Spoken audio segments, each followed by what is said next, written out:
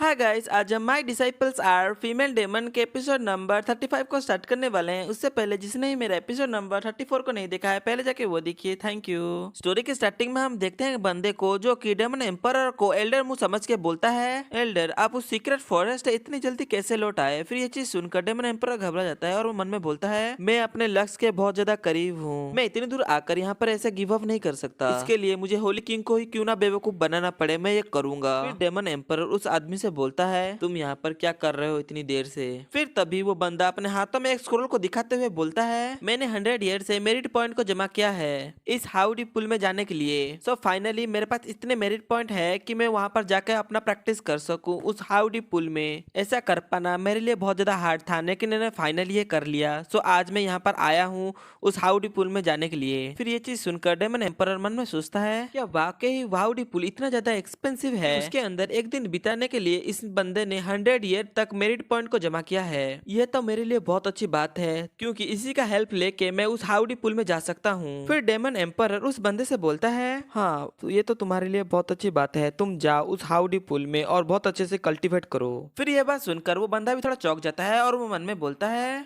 Elder मुंह आज थोड़ा डिफरेंट रिएक्ट कर रहा है, पता नहीं एल्डर मुंह के साथ आज क्या हुआ है। नहीं तो मैंने आज से पहले इनको इस तरह के शब्द का इस्तेमाल करते हुए कभी नहीं देखा है। फिर तभी हम देखते हैं डेमन एम्परर को, जो कि आगे जाते हुए बोलता है, वेल मैं यहाँ से आगे नहीं जा सकता, तो तुम जाओ और उसके अंदर जाके अच्छे से प्रैक्टिस करो, मैं यहाँ से जा रहा हूँ। फिर ये बात सुनते ही वो डेमन एम्परर के आगे झुक के रिस्पेक्ट देने लगता है और बोलता है, थैंक यू एल्डर, आपने मेरे बारे में इतना सोचा, इसके लिए धन्यवाद। फिर तभी वो जैसे ही ऊपर देखता है वहाँ पर एल्डर मुंह नहीं होते। फिर वो यह देख कर थोड़ा चौंक जाता है। फिर वो खुश होते हुए बोलता है, हाफ ऑफ एम्परर तो बहुत ज्यादा स्ट्रॉन्ग है, मैं ये कामना करता हूँ कि मैं फ्यूचर में इतना ही स्ट्रॉन्ग बन जाऊँ। फिर वो यह बोल के आगे बढ़ने लगता है। फिर तभी हम देखते हैं डेमन एम्परर को, जो कि बहुत छोटा कण बनकर उस इंसान के कंधे में बैठा हुआ होता है। फिर तभी सीन चेंज हो जाता है और हम देखते हैं रात के समय को, जहाँ पर वो बंदा हाउडी पुल में एंटर करने के लिए उस गेट के पास आ गया होता है। फिर उनमें से एक बंदा उसको देख लेता है। फिर ये चीज देख के वो थोड़ा चौंक जाता है और वो बोलता है, 200 साल बाद यहाँ पर एक कोई बंदा आया है यहाँ इसके अंदर प्रैक्टिस करने के लिए। फिर वो गार्ड उसको एक स्क्रॉल मांगता है जिसके अंदर इस बंदे ने 100 साल तक अपने मेरिट पॉइंट को जमा किया था। फिर यह बात सुनकर वो बंदा भी उस गार्ड को वो स्क्रॉल दे देता है।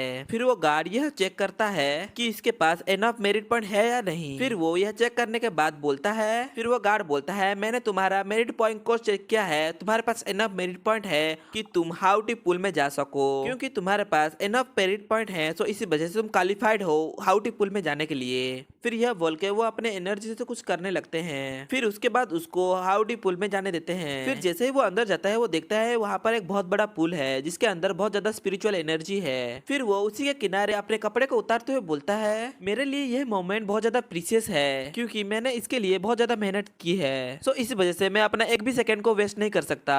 फिर यह बोल के वो अपने सारे कपड़े को उतार देता है। फिर उसी एक साथ ही डेमन एम्परर को हम देखते हैं, जो कि वहाँ से एक छोटे से बॉल के शेप में लुढ़कते हुए उस पानी के पास चला जाता है और वो पुल को देखते हुए बोलता है, मैंने कभी ऐसा एक्सपेक्ट भी नहीं किया था मैं यहाँ पर इतनी आसानी से इस बंदे का यूज करते हुए यहाँ पर इतनी आसानी से पहुंच जाऊंगा। अगर ये बंदा मुझे नहीं मिलता तो मुझे डर था कि मैं इतने सख्त पहरे में कभी भी इतनी आसानी से कभी यहाँ पर पहुंच ही नहीं पाता। फिर डेमन एम्परर सोचते हुए बोलता है, जैसे कि मैंने सुना था कि यहाँ पर बहुत ही कम लोग आते हैं, लेकिन मैं जो करना चाहता हूँ उसके लिए यह सही समय नहीं है। हाय गाइस, अभी बताया नहीं गया है कि डेमन एम्परर करना क्या चाहता है, सो यह आगे पता चलेगा। सो इसके लिए आप स्टोरी सुनते रहिए। फिर स्टोरी के आगे देखते हैं कि डेमन एम्परर बोलता है, जैसे कि मुझे पता है कि यह हेवनली पॉन्ड का सबसे प्रोटेक्टेड एरिया है, तो अगर यहाँ पर कुछ अबनॉर्मल घटित होता है तो इसके कारण मुझे डर है कि यह चीज से हाफ ऑफ एम्परर और ग्रेट एम्परर भी आकर्षित होंगे।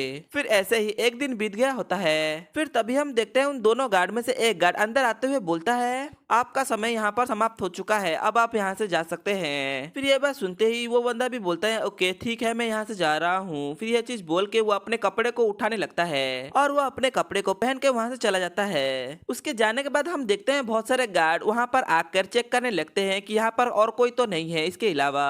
फिर ये चीज देखकर डेमन एम्परर मन में सोचते हुए बोलता है, ये सारे गार्ड मिलकर एक दिन तक बहुत अच्छे तरीके से इंस्पेक्शन कर रहे हैं कि उस बंदे के अलावा कोई और इसके अंदर आया है या फिर नहीं। सो इस वजह से मुझे बहुत सावधानी पूर्वक यहाँ पर रहना होगा, क्योंकि अगर उन्होंने मुझे ढूंढ लिया तो मेरे लिए बहुत बड़ी ट्रबल क्रिएट हो जाएगा यहाँ पर। हाय गाइस, अभी के लिए इतना ही। इसके नेक्स्ट एपिसोड में हम देखेंगे कि डेमन एम्परर उन गार्ड के हाथों पकड़ा जाता है या फिर नहीं। अगर आपको हमारी वीडियोस पसंद आती है तो हमें सब्सक्राइब और बेल आइकन ऑन कर दीजिए। Thank you.